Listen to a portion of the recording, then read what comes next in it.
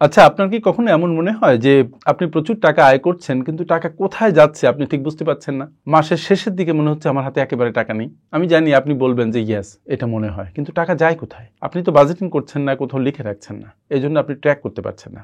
কিন্তু আপনার কিন্তু একটা বিষয় মনে হয় যে আপনার যদি আরো বেশি আয় হতো তাহলে মনে হয় আপনার অনেক টাকা হাতে থাকতো, আপনার কাছে লিকুইডিটি ক্রাইসিস হতো না। ব্যাপারটা কিন্তু সেখানে নয়। You need to think over this.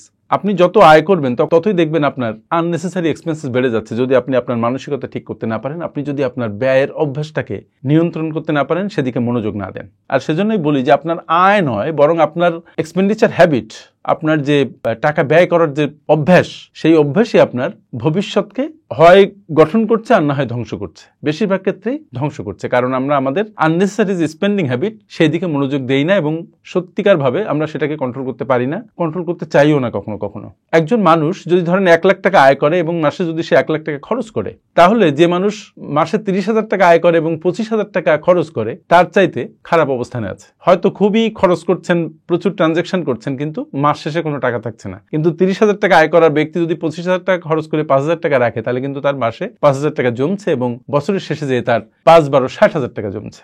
এদিকে খুব মনোযোগ দেওয়া দরকার। ফলে আপনি কত আয় করছেন দ্যাট ডাজন্ট ম্যাটার, কিন্তু কত খরচ করছেন এবং কতটা আননেসেসারি জিনিসের উপরে খরচ করছেন দ্যাট ম্যাটার্স এ লট।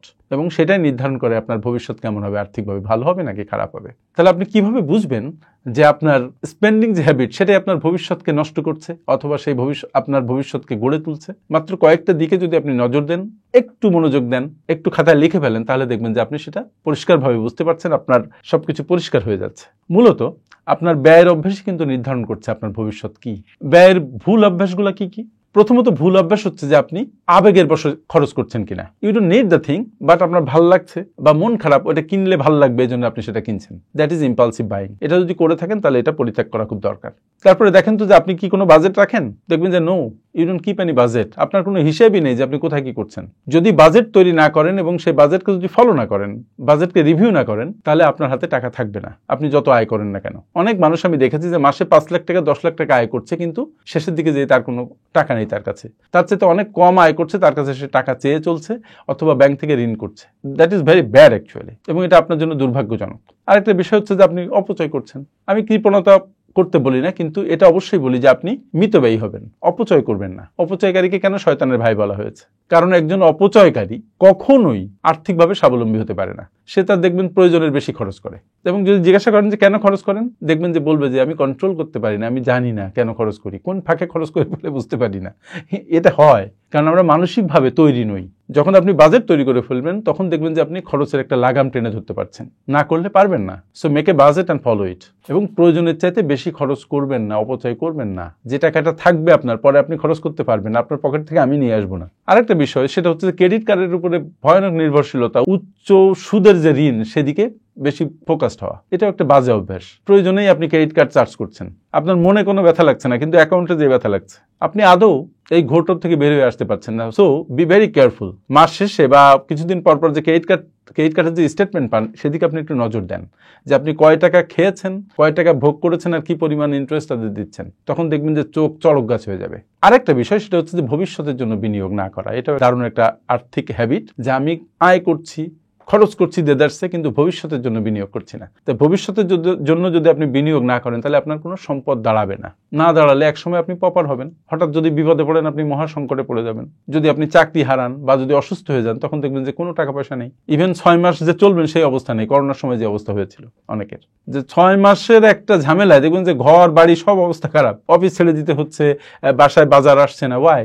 যে মানুষ 20 বছর 25 বছর কাজ করেছে সে 6 মাস চলতে পারে না। What is it? কেন এটা হবে? B very careful. এগুলো হচ্ছে সব বাজে আর্থিক হ্যাবিট, যেটা আপনার ভবিষ্যৎকে আলটিমেটলি নষ্ট করে দিচ্ছে, ভবিষ্যৎকে গঠন করছে না। তাহলে সঠিক অভ্যাসটা কি? সঠিক অভ্যাস আমি সংক্ষেপে বলি যে যখন ব্যয় করবেন তখন খুব সচেতনভাবে ব্যয় করবেন। যখন আপনার টেক হোম স্যালারি আসবে তার একটা পার্ট আপনি সেভিংস এবং ইনভেস্টমেন্ট করবেন।